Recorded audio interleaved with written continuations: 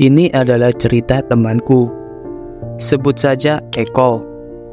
Waktu itu, Eko mau balik ke tempat kerjanya di Surabaya dari rumahnya di Sragen. Malam itu tepat pukul 22.15 malam. Waktu itu, Eko sedang menunggu bus di halte Jalan Raya Solo Ngawi. 30 menit Eko menunggu, tapi tak ada satupun bus yang lewat pada malam itu. Sampai tepat pada pukul 00.05, barulah ada bus. Di depan bus tersebut menunjukkan tulisan jurusan Solo, Surabaya.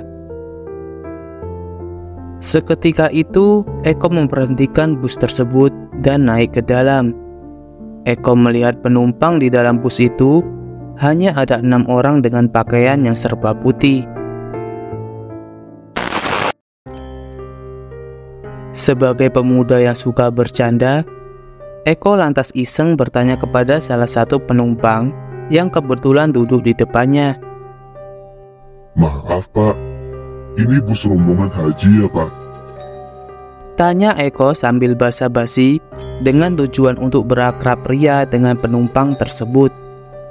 Akan tetapi, pertanyaan Eko tersebut tak dijawab oleh penumpang itu dan hanya dibalas dengan senyuman saja. Lalu, Eko pun bertanya pada seorang kakek yang duduk persis di belakangnya. "Maaf Kek, kakek nanti turun di mana?" Tapi sama saja, tak ada sedikit jawaban dari kakek tersebut. Kakek tersebut hanya membisu dengan ekspresi wajah yang dingin. Bahkan, di dalam bus, Eko merasakan suasana yang sangat hening, sepi, karena tak ada seorang pun yang berbicara di dalam bus tersebut. Karena ngantuk dan kecapean sehabis menunggu bus, Eko pun tertidur tanpa menghiraukan sikap aneh penumpang bus tersebut. Beberapa waktu kemudian, Eko merasa bahwa bahu dia sedang ada yang menyolek. Eko pun terbangun karena merasa ada yang menyolek bahunya. Ternyata, Eko melihat si kernet berdiri di depannya, meminta ongkos dengan memegang buku karcis.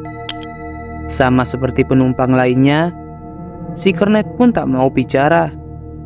Eko pun langsung memberikan uang 50.000 dan mendapat kembalian sebesar 10.000.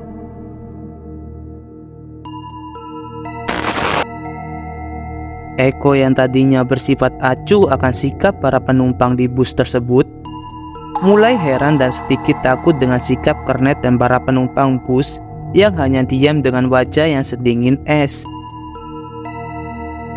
Dia berusaha untuk menyingkirkan pikiran negatif tentang hal tersebut dan mencoba untuk melanjutkan tidurnya. Namun, baru saja Eko mau memejamkan mata, tiba-tiba Eko merasakan bus itu berhenti.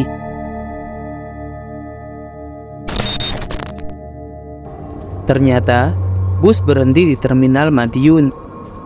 Biasanya, bus yang berhenti di Terminal Madiun memberikan kesempatan kepada penumpang untuk ke toilet atau makan sebelum melanjutkan perjalanan ke Surabaya.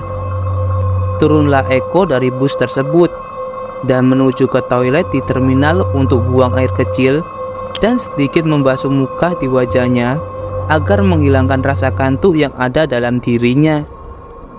Sehabis dari toilet, Eko pun berencana untuk kembali ke bus dan melanjutkan perjalanannya. Namun, betapa terkejutnya Eko saat ia melihat bus yang ditumpanginya sudah tidak ada di terminal tersebut. Sambil mengumpat, mata Eko berkeliling, siapa tahu bus tadi yang ia tumpangi pindah posisi. Akan tetapi, tetap saja ia tidak menemukan bus tersebut. Dasar bus kurang ajar. Masa penumpang ditinggal aja? Umpat Eko dengan begitu kesalnya.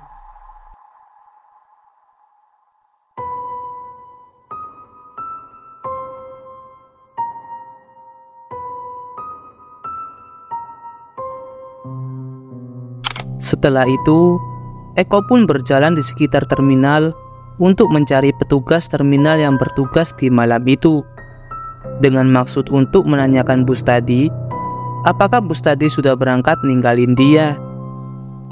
Ia juga ingin mengadu ke petugas jika beneran bus tersebut berangkat meninggalkan penumpang seenaknya. Di bagian informasi, Eko melihat pria setengah baya dengan seragam dishub sedang duduk santai di tempat tersebut. Lantas, Eko pun pergi menghampiri pria tersebut. Selamat malam, Pak. Malam, Mas. Masnya mau kemana? Saya tadi dari Sragen, Pak. Mau ke Surabaya. Naik bus. Tadi busnya berhenti di terminal, Pak. Lah terus saya ke toilet, Pak. Malah busnya berangkat duluan. Apa? Tadi Mas bilang naik. Iya, Pak. Emangnya kenapa, Pak? Eko merasakan ada hal yang janggal dengan sikap petugas itu saat menyebut nama bus tersebut. Petugas tersebut kaget dan merasa tak percaya dengan apa yang Eko katakan. Setelah itu, Loh, bus itu tadi siang mengalami kecelakaan, Mas. Dan 8 orang tewas, termasuk sopir sama kernetnya. sontak Eko pun terkejut. Dia lalu mengambil uang kembalian yang dikasih oleh kernet bus tadi. Ia pun kembali terkejut ketika melihat uang tersebut berubah menjadi kapas yang ada darahnya.